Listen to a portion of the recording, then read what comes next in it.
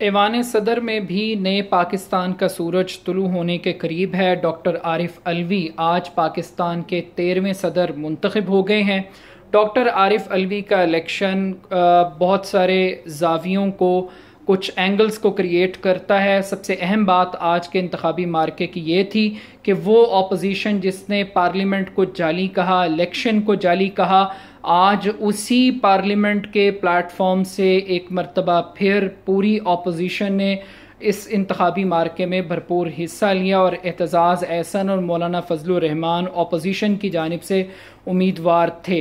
तो एक तो आज पार्लियामेंट को वो जो धांधली का फिनोमेना था वो ख़त्म होकर एक लिजिटिमेसी एक मरतबा फिर इस पार्लियामेंट को और 2018 के आम इंतखाबात को मिली है। दूसरी बात यह है कि आज एक मरतबा फिर ऑपोजिशन डिवाइडेड नज़र आई। बज़ाहिर इस्टेब्लिशमेंट के ताने एक दूसरे को दिए गए, लेकिन हकीकत यह है कि शख्सी लड़ाइयाँ के जरदारी ने शहबाज शरीफ को क्या कहा और एतजाज़ एहसन ने मियाँ साहब के बारे में और उनकी फैमिली के बारे में क्या कहा गया, महज इस ज़ाती लड़ाई की वजह से आज ऑपोजिशन इकट्ठी नहीं हुई। ना तो इस इकट्ठे ना होने की वजह कोई अवामी एजेंडा नहीं था, कोई सियासी फलाही एजेंडा नहीं था, कोई जमहूरियत की बेहतरी नहीं थी, बल्कि शख्सी लड़ाइयाँ थीं जिसको जमहूरियत के नाम पे लड़ा जा रहा था। तीसरी इंपॉर्टेंट बात यह कि तहरीक इंसाफ के ऊपर एक बहुत बड़ा क्रिटिसिज्म ये हो रहा था कि तब्दीली तो आ गई है लेकिन चेहरे वही पुराने पाकिस्तान के हैं, तहरीक इंसाफ के लोग नज़र नहीं आ रहे और दीगर जो सियासी जमातें हैं उनके लोग बड़े ओहदों पर नज़र आ रहे हैं। तो आज फाइनली पाकिस्तान का सबसे बड़ा ओहदा, एक सिंबॉलिक वैल्यू सदर पाकिस्तान, वो तहरीक इंसाफ का एक डाई हार्ट वर्कर बना है, जो पीटीआई के वर्कर्स के लिए एक बहुत बड़ी मोटिवेशन है, एक करेज है, एक बहुत पॉजिटिव स्टेप है कि एक पढ़े लिखे आदमी को सदर ममलिकत के तौर पर मुंतखब किया गया है। डॉक्टर आरिफ अलवी इससे पहले कौमी असम्बली के रुकन रह चुके हैं कराची से 2013 में, और 2018 में भी वो रुकने कौमी असम्बली कराची से ही मुंतखब हुए तहरीक इंसाफ के टिकट के ऊपर। तो आज बड़ा दिन है तहरीक इंसाफ के नज़रियाती कारकुनों के लिए।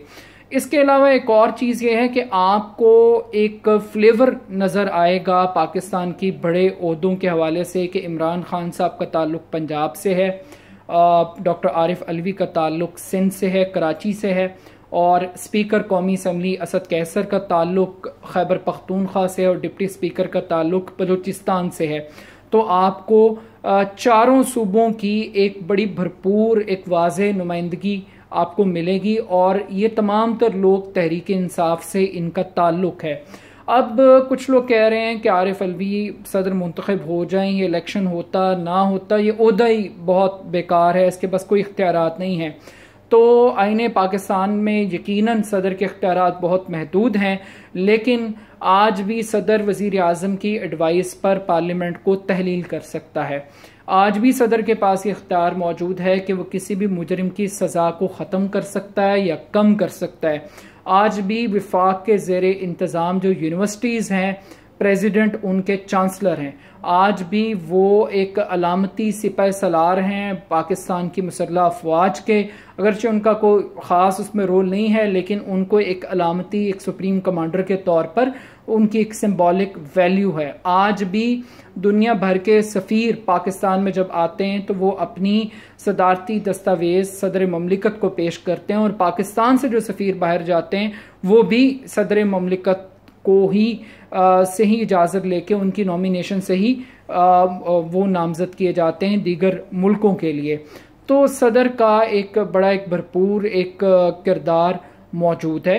इसके अलावा एक बड़ी एक अहम बात यह है कि आज का जो इंतखाब है, तीनों कैंडिडेट्स अपनी पॉलिटिकल हिस्ट्री रखते हैं, तीनों हैवी वेट्स हैं, आप तीनों की सियासत से इख्तलाफ कर सकते हैं। एतजाज़ एहसन वकालत में, सियासत में, शेर व अदब में एक बड़ा एक मकाम रखते हैं। वो रुकने कौमी असम्बली भी मुंतखब हुए, वो 2 मरतबा सेनेट से अपोजिशन लीडर भी रहे पीपल्स पार्टी के प्लेटफॉर्म से। लॉयर्स मूवमेंट के अंदर उनका इफ्तिखार चौधरी साहब की बहाली की जो तहरीक थी उसमें उनका बड़ा नुमाया मुकाम था।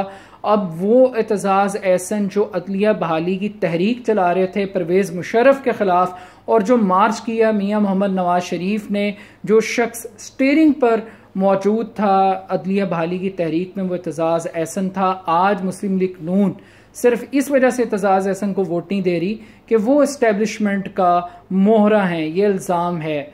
पता नहीं वो सच था, वो अदलिया बहाली तहरीक सच थी जब नून लीग एतजाज़ एहसन के पीछे चल रही थी, या आज वो सच बोल रहे हैं। लेकिन एक बहुत बड़ा एक सवालिया निशान है और लम्हा फिक्रिया है। अब आने वाले दिनों के अंदर तहरीक इंसाफ से तवक्को की जाती है कि अब एक सदर, उनकी पार्टी से उनका ताल्लुक है, वो अब भरपूर तरीके से अपने एजेंडे के ऊपर काम करें। और आरिफ अलवी ने भी जिस तरह से तहरीक इंसाफ के मंशूर को आज दोहराया है, यकीनन ये उम्मीद की जा सकती है कि आने वाले दिनों के अंदर वो ना तो मार्शल लॉ के जो सदूर रहे अयूब खान, ज़ियाउल हक, परवेज़ मुशर्रफ, ना तो वो उनको फॉलो करेंगे, ना ही वो गुलाम इसाक खान और फारूक लगारी बनने की हम उनसे उम्मीद रखते हैं, और ना ही हम उनसे एक डमी सदर की तवक्को करते हैं जैसे कि रफ़ीक तारड़ साहब और ममनून हुसैन साहब रहे। हम उम्मीद करते हैं कि एक पढ़ा लिखा आदमी ईवान सदर में आया है और वो पाकिस्तान का जो आइनी रोल और किरदार है, पाकिस्तान के कानून में एक सदर ममलिकत का जो तवक्को उनसे की जाती है, वो उसको भरपूर तरीके से अदा करेंगे। शुक्रिया।